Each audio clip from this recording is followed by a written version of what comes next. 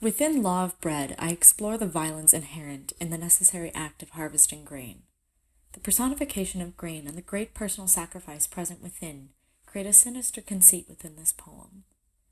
In our research, we found that many poets use metaphors to express the inexpressible, either for fear of retribution or for incredible suppression that renders them incapable of plain speech. Out of all the poems I produced this semester, the syntax of this poem is perhaps the most complexly patterned. It follows the poem To Be Roots by Visma Belsevica, a piece of poetry that I admire for the purity of its syntax, as well as the beauty of its content. The original goal was to create a syntactical pattern with two repeating components, fragments repeating a single word and fragments that act as an elaboration or an answer to the previous. Obviously, this goal shifted as I moved into the editing stage, but what resulted is a poem that is no less syntactically complex and is much more progressive and flows towards a sure and bitter end. Law of Bread. We harvest with groaning threshers in the field.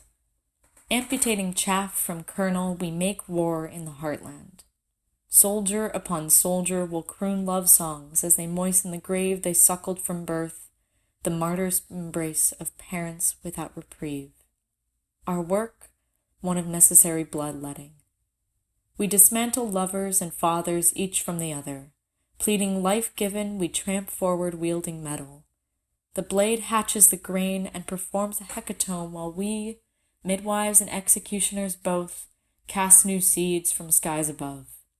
Always we replenish the fields we harrow under the cleaving law of bread.